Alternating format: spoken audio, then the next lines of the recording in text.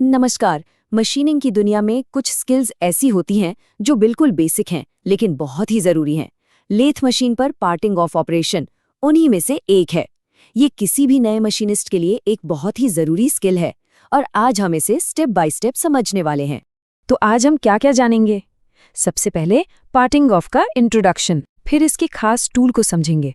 उसके बाद काम करने का पूरा प्रोसीजर देखेंगे और हाँ, मशीन की सही सेटिंग्स, आम प्रॉब्लम्स और उनके सल्यूशन, और आखिर में इंडस्ट्री में इसके इस्तेमाल पर भी बात करेंगे। ठीक है, तो चलिए शुरू करते हैं। सबसे पहले ये समझना ज़रूरी है कि आखिर ये पार्टिंग ऑफ है क्या और इसकी इतनी अहमियत क्यों है। देखिए, यह ऑपरेशन लेथ मशीन पर होता है। लेथ मशीन वो कमाल का टूल है जो वर्कपीस को तेजी से घुमाती है और एक कटिंग टूल की मदद से मेटल को बहुत ही हाई प्रिसिजन के साथ शेप देती है। तो पार्टिंग ऑफ क्या है? बहुत ही सीधे शब्दों में कहें तो ये लेथ मशीन पर एक लंबे मेटल बार से हमारे तैयार हो चुके पीस को काटकर अलग करने का प्रोसेस है। आप इसे ऐसे समझ सकते हैं जैसे हम मेटल को बहुत ही सफाई से काट रहे हों। इसी टेक्निक से वर्कपीस पर ग्रूव भी बनाए जाते हैं। अब सवाल ये उठता है कि वर्कशॉप में ये ऑपरेशन इतना ज़रूरी क्यों है। वो इसलिए क्योंकि ये अक्सर किसी भी पार्ट को बनाने का आखिरी और सबसे क्रिटिकल स्टेप होता है। सोचिए, आपने इतनी मेहनत से एक पार्ट बनाया और आखिर में उसे मेन रॉड से सफाई से अलग करना है। वो इसी ऑपरेशन से होता है। किसी भी काम को अच्छे से करने के लिए उसके औजार को समझना बहुत ज़रूरी होता है। तो चलिए इस काम के मेन हीरो यानी पार्टिंग टूल के बारे में जानते हैं। अब देखिए, पार्टिंग टूल्स भी अलग अलग तरह के आते हैं। एक होता है स्ट्रेट टूल जो नॉर्मल यूज़ के लिए होता है, और दूसरा होता है ऑफसेट टूल। ये तब काम आता है जब हमें चक के बहुत करीब कटिंग करनी होती है, जिससे वाइब्रेशन कम होता है और मजबूती बढ़ती है। ये टूल दो मेन मटेरियल के होते हैं, HSS और कार्बाइड। HSS यानी हाई स्पीड स्टील, जो नए लोग सीख रहे हैं और मैनुअल लेथ मशीनों के लिए बढ़िया है। क्यों? क्योंकि ये सस्ता है और इसे दोबारा शार्प करना भी आसान है। दूसरी तरफ है कार्बाइड इंसर्ट्स।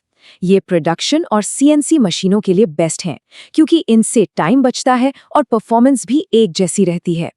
चलिए, अब आते हैं सबसे प्रैक्टिकल हिस्से पर। अब हम इस ऑपरेशन को सेफ तरीके से और बिल्कुल सही ढंग से करने का स्टेप बाय स्टेप तरीका देखेंगे।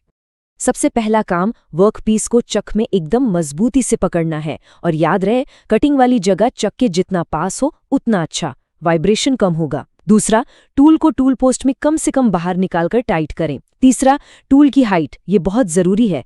टूल की कटिंग एज बिल्कुल वर्कपीस के सेंटर लाइन पर होनी चाहिए। चौथा, कैरेज को बेड पर लॉक कर दें ताकि पूरी मजबूती मिले। और पांचवा, लेथ को स्टार्ट करें और क्रॉस स्लाइड से टूल को धीरे धीरे वर्कपीस में फीड देना शुरू करें। देखिए, किसी भी काम से ज्यादा जरूरी है सेफ्टी। हमेशा सेफ्टी गॉगल्स पहनें, ढीले कपड़े बिल्कुल नहीं और स्लीव्स को ऊपर चढ़ाकर रखें। मशीन चलाने से पहले चक्की और सारे रिंच हटा दें। कोई भी एडजस्टमेंट करना हो तो पहले लेथ को बंद करें। और सबसे जरूरी, जो पार्ट कटकर अलग होता है वो गर्म होता है, उसे कभी भी हाथ से पकड़ने की कोशिश न करें। एक साफ सुथरा कट मिले और हमारा टूल भी ना टूटे, इसके लिए मशीन की सेटिंग्स को सही रखना बहुत जरूरी है। तो आइए देखते हैं कि ये सेटिंग्स क्या होनी चाहिए। तो देखिए, स्पीड यानी RPM नॉर्मल टर्निंग स्पीड से लगभग आधी रखनी है। इससे क्या होगा, टूल ज़्यादा गर्म नहीं होगा और चैटरिंग यानी वाइब्रेशन भी कम होगी। फीड हल्की हो पर लगातार चलती रहे। और हाँ, कूलेंट, इसका भरपूर इस्तेमाल करें। ये टूल की लाइफ भी बढ़ाता है और फिनिशिंग भी सुधारता है। बस एक बात का ध्यान रखें, कास्ट आयरन पर कूलेंट का इस्तेमाल नहीं करते। ये एक एक्सपर्ट टिप है, इसे ध्यान से समझिएगा। सैंडविक कोरोमांट के अनुसार इंसर्ट को टूटने से बचाने के लिए सेंटर से 2 मिलीमीटर पहले फीड को 50 से 75% तक कम कर दें। ऐसा क्यों? क्योंकि जैसे जैसे टूल सेंटर के पास पहुंचता है, उस पर कटिंग का जोर एकदम से बहुत बढ़ जाता है। अब देखिए, काम करते हुए कुछ ना कुछ प्रॉब्लम आ ही सकती है, घबराना नहीं है। तो चलिए देखते हैं कि पार्टिंग ऑफ के दौरान जो आम दिक्कतें आती हैं उन्हें कैसे पहचानें और कैसे फटाफट ठीक करें। ये सीखने से आपका कॉन्फिडेंस बढ़ेगा। अगर टूल में चैटरिंग या कंपन हो रही है तो हो सकता है सेटअप ढीला हो या स्पीड गलत हो। बस टूल और वर्कपीस को टाइट करें और RPM एडजस्ट करें। अगर टूल टूट जाए तो इसका मतलब शायद फीड बहुत ज़्यादा दे दी है, तो फीड रेट को कम करें। और अगर फिनिशिंग अच्छी नहीं आ रही है तो या तो टूल की धार चली गई है या कूलेंट सही नहीं है। टूल को शार्प करें या बदलें और सही कूलेंट यूज करें। तो अब जब हमने पूरा प्रोसेस और उसकी प्रॉब्लम्स को समझ लिया है, तो आइए अब ये देखते हैं कि ये स्किल असल दुनिया में कहाँ-कहाँ काम आती है और आज की हमारी सबसे ज़रूरी बातें क्या हैं। इंडस्ट्री में इसका इस्तेमाल पिन, बोल्ट और बुश जैसे तैयार पार्ट्स को लंबे बार स्टॉक से अलग करने के लिए होता है। इसके अलावा ओरिंग्स या क्लिप्स के लिए एकदम सटीक ग्रूव बनाने में भी इसका यूज होता है। ये टेक्निक मैनुअल वर्कशॉप से लेकर बड़ी-बड़ी ऑटोमेटेड सीएनसी प्रोडक्शन लाइंस तक हर जगह काम आती है। तो चलिए एक क्विक रिवीजन करते हैं। 4 बातें हैं जो हमेशा याद रखनी है।